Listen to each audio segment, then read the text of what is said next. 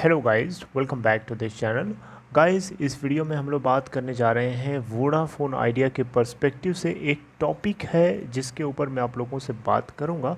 ये टॉपिक बहुत ही ज़्यादा रिलेवेंट है, समझ रहे बात को। लेकिन देखिए, बात को शुरू करें उससे पहले आपसे दो रिक्वेस्ट करना चाहूँगा। पहली रिक्वेस्ट ये है कि अगर आपको डीमिट अकाउंट ओपन कराना है या आपके किसी जानने वाले को ओपन कराना है तो डिस्क्रिप्शन बॉक्स में दिए हुए लिंक को क्लिक करिए और आप स्टॉक में अकाउंट ओपन करा सकते हैं। दूसरी रिक्वेस्ट ये है कि अगर आप इस चैनल को फाइनेंस मार्केट को फर्स्ट टाइम देख रहे हैं तो सब्सक्राइब करके बेल आइकन को हिट कर लीजिए ताकि आपको वीडियोस की नोटिफिकेशन मिलती रहे और आप सबसे पहले देख पाएंगे। तो गाइस, वोडाफोन आइडिया के अंदर हमें लास्ट ट्रेडिंग सेशन में गिरावट देखने को मिली थी। 2.03% की गिरावट के साथ बंद हुआ 9.65 के ऊपर। और अगर आपने नोटिस किया होगा तो कल का डिलीवरी स्टेटस 12,71,61,642 क्वांटिटीज़ में से परसेंटेज ऑफ डिलीवरी 39.54% है और बीएसई के ऊपर 35.03 मिलियन शेयर्स ट्रेड हुए जहां पे 29.93% की डिलीवरी है। 27,758.39 करोड़ इसकी मार्केट कैप है और इस कंपनी का 52 वीक हाई है 13.80 का और 52 वीक लो है 7.17 का। देखिए, कंपनी फंड रेज करने के लिए 28 जून के आसपास के टाइम को पहले से अपने लेंडर्स को और स्टेक होल्डर्स को एश्योर किया है। देखना बड़ा इंटरेस्टिंग होगा कि कंपनी का ये एश्योरेंस कितना ज़्यादा मटीरियलाइज होता है। राइट, बहुत ही ज़्यादा क्रूशियल मैटर है। इसके ऊपर हम लोग बात बाद में करेंगे, इस वीडियो में नहीं। देखिए, यहाँ पे बात कुछ ऐसी है ना कि आप देखिए यहाँ पे वोडाफोन आइडिया और जियो, ये दोनों जो है एक ही सोच के लग रहे हैं एक टॉपिक के ऊपर, जबकि भारती एयरटेल उस टॉपिक के ऊपर काफ़ी इन दोनों से अलग तरीके से दिख रहा है।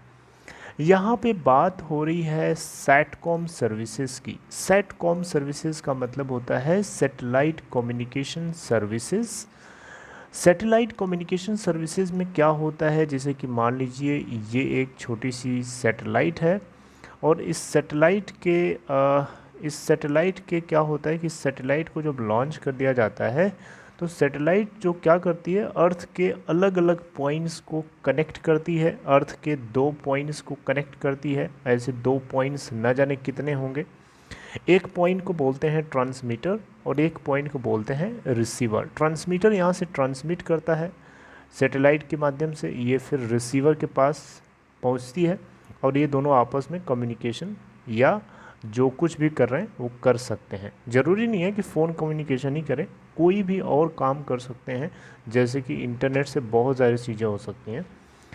राइट, तो यहाँ पे सैटेलाइट कम्युनिकेशन सर्विस के लिए जो स्पेक्ट्रम ऑक्शनिंग की बात चल रही है, इसके ऊपर रिलायंस जियो और वोडाफोन आइडिया हाँ में हाँ भर रहे हैं, लेकिन भारती एयरटेल अभी भी चुप्पी साधे बैठा हुआ है। कुछ न कुछ घात लगा के बैठा है, कहीं न कहीं से निशाना साधे बैठा है, इसीलिए शायद चुप्पी साध के बैठा है। यहाँ पे भारती एयरटेल रिलायंस जियो और वोडाफोन आइडिया दोनों के दोनों जो स्पेक्ट्रम एलोकेशन की बात है, इस रोलिंग आउट सैटेलाइट कम्युनिकेशन जो कि हमारे देश में लॉन्च होने जा रहा है, तो इसके लिए पूरी तरीके से रेडी हैं। राइट, तो यहाँ पे क्या है कि जो है सैटेलाइट कम्युनिकेशन सर्विसेज का हेड स्टार्ट होना बहुत ही ज़्यादा एडवांटेजियस है। 2 मायनों में बहुत ज़्यादा एडवांटेजियस है, बहुत ही इफ़ेक्टिवली एडवांटेजियस है। देखिए, पहला तो ये कि इंडिया के अंदर 5G सर्विसेज जो है पूरी की पूरी तरीके से इसी के ऊपर डिपेंडेंट रहेंगी। ऐसा नहीं है कि 5G सर्विसेज डिपेंडेंट होती हैं। 5G सर्विसेज को चलने के लिए सैटेलाइट कम्युनिकेशन का होना ज़रूरी है।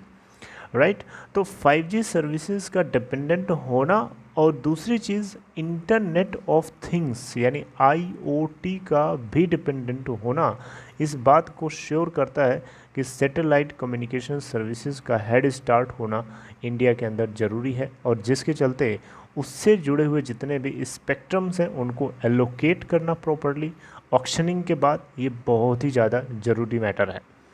राइट। तो इसी के ऊपर वोडा आइडिया एंड रिलायंस जियो दोनों चाहते हैं कि सरकार जो है ऑक्शनिंग कराए और एलोकेशन कराया जाए स्पेक्ट्रम्स का, ताकि नेचुरल रिसोर्सेज को प्रॉपरली ऑप्टिमम लेवल तक यूज़ किया जा सके, ऐसा वोडा आइडिया की तरफ से बताया गया। यहाँ पे इंटरनेट ऑफ थिंग्स और 5G सर्विसेज दोनों की दोनों पूरी तरीके से इसी के ऊपर डिपेंडेंट रहने वाली हैं, जिसके चलते ये पूरी की पूरी सर्विस इंडिया में चलेगी। देखिए IoT आपको पता होगा, IoT का मतलब होता है इंटरनेट ऑफ थिंग्स, यानी बहुत सारे हमारी डेली लाइफ की एक्टिविटीज़ जो होंगी इंटरनेट के माध्यम से हम सॉल्व करेंगे, उसे इंटरनेट ऑफ थिंग्स बोलते हैं। एग्जाम्पल से समझिए, जैसे मान लीजिए किसी की तबीयत अचानक ख़राब हो जाती है और घर में बैठे बैठे वो इंटरनेट को यूज़ करके डॉक्टर से कंसल्ट कर सकता है, अपने नियरेस्ट हॉस्पिटल से वो अपॉइंटमेंट ले सकता है, या फिर जो भी उसके पास इवन घर बैठे बैठे उसका इलाज हो जाएगा वहीं से। समझ रहे बात को, यहाँ पे फिजिकल डिस्टेंसिंग नॉट मैटर्स, आप कहीं पे भी बैठे हो इंटरनेट ऑफ थिंग्स को यूज़ करके अपनी प्रॉब्लम्स को चुटकियों में सॉल्व कर सकते हैं। तो इंटरनेट ऑफ थिंग्स और 5G सर्विसेज का पूरा डिपेंडेंस है सैटेलाइट कम्युनिकेशन सर्विसेज के ऊपर, राइट। देखिए इधर वोडा आइडिया जो है अपने भारत के अंदर जो है जितने भी इनके 3G ऑपरेशन हैं उन सभी को 4G में कन्वर्ट कर रहे हैं, गीगा नेट को यूज़ करके अपने 4G स्पेक्ट्रम के अंदर मजबूती ले आ रहे हैं, ताकि जितने लोगों को इंटरनेट या अपनी जो भी सुविधा है वो सब मजबूती के साथ दिया जा सके, किसी भी तरीके का कोई सर्विस से कॉम्प्रोमाइज़ ना हो, राइट। इसके चलते अभी हाल ही में इन्होंने आंध्र प्रदेश और आई थिंक कोई और स्टेट था जहां पे इन्होंने 3G सर्विसेज को पूरी तरीके से 4G में रिफॉर्म किया है, राइट। तो इस तरीके से अलग अलग स्टेट्स में फेज में ऑलरेडी कर चुके हैं और काफ़ी हद तक बची हुई हैं, काफ़ी हद तक नहीं, काफ़ी हद तक हो चुकी हैं, कुछ बची होंगी। तो गाइज़ ये वोडा आइडिया को लेकर के छोटी सी इससे जुड़ी हुई एक इनडायरेक्टली अपडेट थी जो आपको पता होना चाहिए। यहाँ पे एक चीज़ और आपको बताना चाहूँगा, भारतीय का एक बैक्ड वन वेब है जो एलोन मस्क के स्पेस एक्स और अमेजन और एक US की कंपनी विसाट है, इन तीनों के साथ जो है प्लान कर रहे हैं सेटकॉम सर्विसेज को लॉन्च करने के लिए इंडिया के अंदर।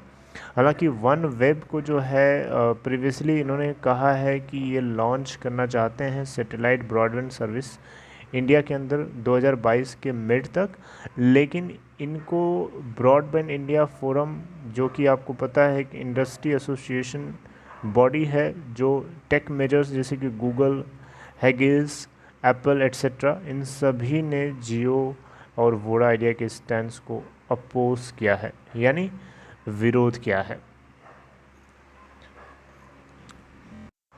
बहरहाल जो कुछ भी है आपको मैंने बताया। अब देखिए वोडा आइडिया से जुड़ी हुई नेक्स्ट न्यूज़ क्या हमें होती हुई दिखाई दे रही है, क्योंकि देखिए बहुत ही ज़्यादा क्रूशियल है ये, और अभी हमें इसके अंदर 2 दिन आग लगी हुई दिखाई दे रही थी, लेकिन अब आपको ठंडा होती हुई आग दिखाई दे रही है, और ये कंसोलिडेशन चल रहा, मुझे लग रहा है कि अब इससे ज़्यादा नहीं गिरेगा, यहाँ से सस्टेन करेगा और यहाँ से ऊपर भागेगा, अगर न्यूज़ इसको सपोर्ट करती है तो। अगर न्यूज़ सपोर्ट करने वाली नहीं आती है तो डेफिनेटली यहाँ से और नीचे गिरेगा।